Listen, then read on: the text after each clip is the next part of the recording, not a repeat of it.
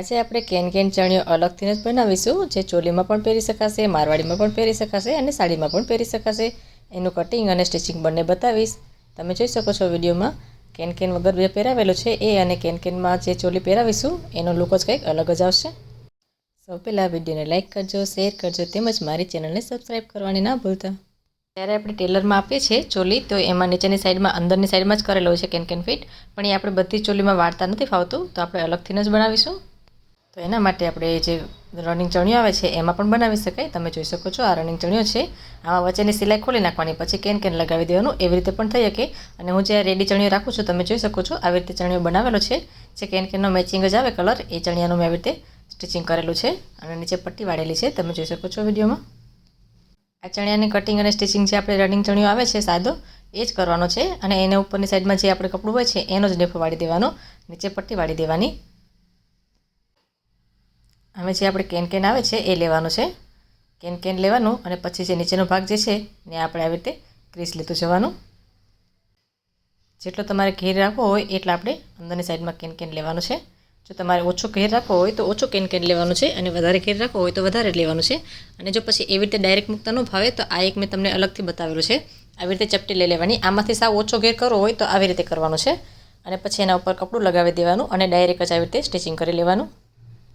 સાવ ઓછો ઘેર કરવો હોય અને ચણિયામાં અંદરની સાઈડમાં ડાયરેક્ટ આપણને કેન ન ફાવે સ્ટિચિંગ કરતાં, તો આવી રીતે પહેલાં પટ્ટી બનાવી લેવાની અને પછી કોટનનું કપડું ઉપર રાખી દેવાનું. અને પછી જે આપણે ચણિયો હોય કદાચ તમારે ઘરે પડેલો હોય એ પણ ચાલે, અને ત્યાર પછી આવી રીતે મેચિંગ કાપડ લઈ અને રનિંગ ચણિયો સીવી નાખવાનો અને પછી વચ્ચેનો ભાગ ખુલ્લો રાખી દેવાનો. પછી આવી રીતે સ્ટિચિંગ કરી લેવાનું. તમે જોઈ શકો છો વિડીયોમાં આવી રીતે ઉપરની જે કોટનની પટ્ટી છે એના ઉપર ડાયરેક્ટ સિલાઈ કરી લેવાની. આમાંથી મીડિયમનો ઘેર થશે. અત્યારે જે હું તમને સ્ટિચિંગ કરીને બતાવીશ એ આપણે થોડો વધારે ઘેર કરવાનો છે. તો સૌ પહેલાં આપણે આવી રીતે કટિંગ કરી લેવાનું. કટિંગ કરી અને ચણિયો બનાવી લેવાનું અને પછી અત્યારે આપણે જે રનિંગ ચણિયો આવે છે એવી રીતે સ્ટિચિંગ કરી ઉપર નીફો વાળેલો છે અને પછી તમને સ્ટિચિંગ કરતાં બતાવીશ, ડાયરેક્ટ જ કેન મૂકતા બતાવીશ. મારી રીતે તમને 4 અલગ અલગ રીતના કેનના ચણિયા મળી જશે. સૌ પહેલાં મેં આપણે અલગથી બતાવેલી છે પટ્ટી બનાવેલી સાદી, એ લેવાની, એ બનાવું છું હું. પછી અત્યારે જ્યાં સ્ટિચિંગ કરીને બતાવું છું એ એક બનાવું છું. પછી એક ડબલ લેયરવાળો આવે છે, આનેથી પણ ફૂલ ઘેરવાળો થશે. અને એક આ જ ચણિયામાં આપણે નીચે કેનવાસ મૂકી અને પછી કેનવાસ અને કેન બંને બનાવીશું. એવી રીતે 4 ચણિયા બનાવું છું. હવે સ્ટિચિંગમાં સૌ પહેલાં આપણે ચણિયાનો સીધો ભાગ રાખી અને પહેલાં જે બોર્ડર છે એને આવી રીતે કવર કરી લેવાનું. અને પછી તમે વિડીયોમાં જોઈ શકો છો આવી રીતે ચપટી લેતું જવાનું છે. એક સવડો ભાગ રાખવાનો અને પછી ત્યાંથી એને અવળો કરતું જવાનું અને સિલાઈ કરતું જવાનું છે. તમે વિડીયોમાં જોઈ શકો છો. પહેલાં અંદરની સાઈડમાં બધું જ કપડું જવા દેવાનું છે, પછી એના ઉપર એને ચપટી વાળી દેવાની છે, જેનો મેં શોર્ટ વિડીયોમાં બતાવેલું છે ડિટેલમાં. છેક સુધી આવી રીતે પ્લેટ લેતું જવાનું છે. ફરતો જેટલો ચણિયો છે, જો તમારે જેટલી આપણે ઘેર જોતો હોય એટલા ઘેરમાં આપણે વધારે લેવાની. પછી ઘણી વખત આપણે કસ્ટમર આપણને કહે કે ઓછો જોઈએ છે તો આપણે એને પ્લેટ ઓછા લઈ લેવાના, થોડા દૂર રાખવાના, એટલે ઓછો ઘેર થશે. અને નહીંતર પછી જે આપણે ડબલ પટ્ટી વાળીને મૂકવી છે એ નહીં વાળવાની, ડાયરેક્ટ સાદા પ્લેટ જ લઈ લેવાના, તો પણ ઓછો ઘેર થશે. બધા જ પ્લેટ લઈ લેવાના છે. હવે જો આમાં જ તમારે જો રનિંગ ચણિયો આવે છે ઘરે, આપણે જે સાડીમાં પહેરવાનો રનિંગ ચણિયો આવે છે એમાં પછી એને શું કરવાનું, વચ્ચેની સિલાઈ ખોલી લેવાની અને એમાં પણ આવી રીતે સ્ટિચિંગ કરી લેવાનું. જે ચણિયાને નીચેનો ભાગ આવે છે એને આવી રીતે સ્ટિચિંગ કરી લેવાનું રનિંગ ચણિયામાં, તો એવી રીતે પણ બની જાય.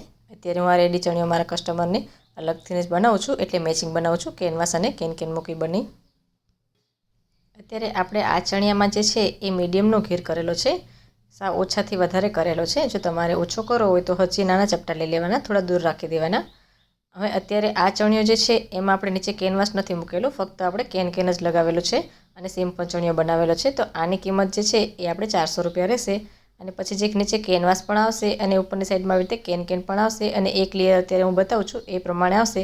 એના આપણે ચણિયાના કમ્પ્લીટ ચણિયો બનાવેલાના 500 રૂપિયા છે. અને હા, બીજો એક ચણિયો જે બનાવી છે આપણે મારા ટેલરમાં જો રાખું છું બનાવીને કમ્પ્લીટ, કેમ કે મારા કસ્ટમરને તાત્કાલિક જરૂર હોય તો બનાવવાનો ટાઈમ ન હોય એટલે હું બનાવીને જ રાખું છું. તો એ આપણે ડબલ લેયરમાં કેન આવશે, નીચે કેનવાસ પણ આવશે. એના આપણે 700 રૂપિયા છે. એક કમ્પ્લીટ કોટનના કાપડમાં બનાવેલો આવશે. જો કોઈને જરૂર હોય તો પછી મને કમેન્ટમાં જરૂરથી કહેજો, તો ઓનલાઈન આપણે મોકલી દઈશું. તો આવી રીતે બધી સાઈડ થઈ ગયું છે, ત્યાં પણ આપણે કવર કરી લેવાનું અને ઉપરની સાઈડ જે ખુલ્લી રહેશે ને આપણે ફરીથી સિલાઈ કરી લેવાની. અત્યારે આપણે ડબલ જે કેનવાસ છે એની ધરી બંધ છે, તો ઉપરની સાઈડમાં પટ્ટી મૂકવાની જરૂર નથી. જો ધરી બંધ હોય તો પછી ઉપર પટ્ટી પણ મૂકવી પડશે. કેમ કે નહીંતર પછી પ્યોરનું કાપડ હોય તો ત્યાંથી ફાટી જાય. અને કે ખાસ તો એ ધ્યાન રાખવાનું છે કેન જે કટ ન થવું જોઈએ. જો કેન કટ થઈ જશે તો તમારું જે ચોલી હશે એને બધી ખરાબ કરી દેશે. ક્યાંય પણ આપણે કેનને કટ નથી કરવાનું. હવે આપણે અંદરની સાઈડમાં કવર કરી લેવાનું. કવર કરી સિલાઈ કરી લેવાની. ચણિયો આપણે તો બનીને તૈયાર થઈ ગયો છે. તમે જોઈ શકો છો હું મારા ટેલરમાં તે 3 થી 4 અલગ અલગ રીતના ચણિયા પણ રાખું છું. એના વિડીયો પણ આગળ હું તમને બતાવીશ. હવે તમે જોઈ શકો છો વિડીયોમાં કે આપણે કેન વગરની જે ચોલી પહેરાવી છે આપણે ડમીને એને એકદમ સરસ ઘેર નહીં લાગે, સાવ સિમ્પલ લાગશે. તમે જોઈ શકો છો વિડીયોમાં. હવે પછી આ જ ચોલી જે છે એનો ઘેર તો વધારે છે પણ દેખાતો નથી. તો આપણે કેનનો ચણિયો પહેરાવશું પછી તમે એનો લુક જોજો. અત્યારે સાવ સિમ્પલ ઘેર અંદર વહી જાય છે, દેખાતો નથી બરાબર. હવે આ જ ચણિયો જે છે એ હું તમને કેનના ચણિયા ઉપર પહેરાવીને બતાવીશ.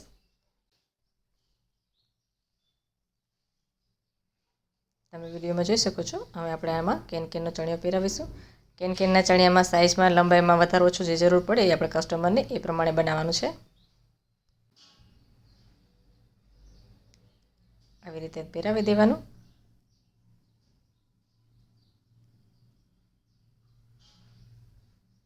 પછી એના ઉપર આપણે ચણિયો પહેરાવીશું તો એકદમ સરસ ઘેર લાગશે. હવે જેટલી ચોલી હોય મારવાડી હોય એ બધામાં જ તમે આવી રીતે કેન અંદર સ્ટિચિંગ કરાવો ચોલીમાં જ તે, તો પછી એ તમને વાળવામાં પણ બરાબર નહીં લાગે. પછી આપણે એને ક્લીન કરાવવું હોય તો ક્લીન કરવામાં પણ બરાબર નહીં થાય. અને આવી રીતે અલગથીને જ આપણે ચણિયો બનાવીને રાખીશું તો એક જ ચોલી આપણે એક જ ચણિયાની જરૂર પડશે. એ બધામાં જ પહેરી લેવાશે અંદરની સાઈડમાં. કેમ કે એને પછી આપણે વાળવામાં પણ એક જ ચણિયો વાળવો પડશે. અને એમાં આયરન કરવું હોય તો પછી કેન અંદર જોઈન્ટ કરેલું હોય તો ન ફાવે. અને અલગ હોય તો આપણે વ્યવસ્થિત થઈ શકે અને વ્યવસ્થિત વાળીને પણ મૂકી શકાય. એટલા માટે આપણે અલગથી ચણિયો બનાવીએ છીએ. આ વિડીયોમાં તમે જોઈ શકો છો કે આપણે જે પહેલાં પહેરાવેલો હતો આ જ ચણિયો, તો એનો બરાબર ઉઠાવ નહોતો આપતો, અંદરની સાઈડમાં ઘેર જ નહોતો દેખાતો. અને કેનનો ચણિયો પહેરાવેલો એકદમ સરસ ઘેર લાગે છે. તમે જોઈ શકો છો વિડીયોમાં. તો આવી રીતે ચણિયો બનાવવાથી આપણે આસાનીથી તિજોરીમાં જે આપણે ચણિયો બધે મૂકી તો ચોલીને આસાનીથી વાળીને મૂકી શકાય. આપણે જેટલી ચોલી હોય એ બધી ચોલીમાં ચણિયાનો અંદર સ્ટિચિંગ નહીં કરાવવાનું, ફક્ત એક જ ચણિયો બનાવવાનો અને બધી ચોલી મારવાડી સાડી બધેમાં અંદર પહેરી લેવાનું. તો એકદમ સરસ તમે જોઈ શકો છો વિડીયોમાં ફૂલ એકદમ ખુલ્લો ઘેર લાગે છે. અને જે પહેલાં મેં તમને આ જ ચણિયો પહેરાવીને બતાવેલો તો સાવ નજીક એકદમ બરાબર એટલો ઉઠાવ નહોતો આપતો. જેવો આપણે ચણિયાનો ઘેર કરેલો હતો એ દેખાતો જ નહોતો. જો તમને આ વિડીયો ગમતો હોય તો લાઇક, શેર અને સબસ્ક્રાઈબ કરજો.